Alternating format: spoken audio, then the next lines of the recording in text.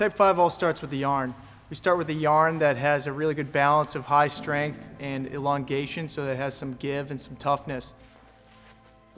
We have our own factory where we built out all this yarn twisting equipment. And what it does is we twist every yarn a certain amount, and then we combine 3 yarns together and twist them in the opposite direction.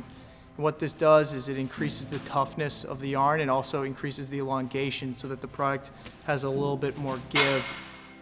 The new Type 5 materials are the resin adheres better to the mesh than in meshes past. So there's better consistency over time. Clean the mesh so it's extremely clean, and then we immediately put it in a resin, and then we let it soak in this resin for about a day, and that resin gets into all the nooks and crannies of the mesh, and what it does is it prevents the mesh from changing its shape when you're playing with it. Yeah, the 5S is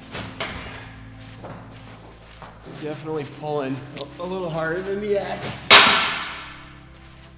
A little bit more whip. It definitely feels more like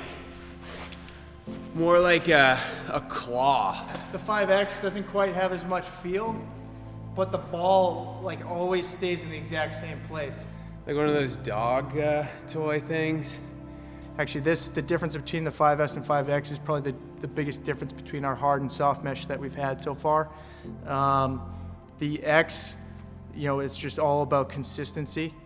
It performs extremely consistently, whereas the 5S also performs very consistently, but also has a little bit more feel. So with the Type 5S, you have more feel. It's a lighter mesh.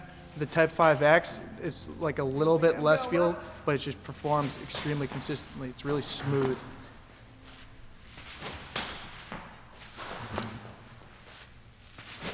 I mean, I haven't shot in like 6 months.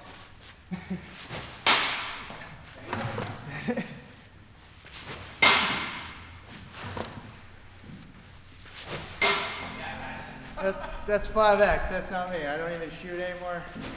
We built StringKing on, the slogan "Consistency is king" and making the most consistent performing mesh in lacrosse. It's been a decade of fine-tuning the performance and just perfecting the product to make it as consistent as we possibly can. And Type 5 is definitely the most consistent mesh that we've ever played with.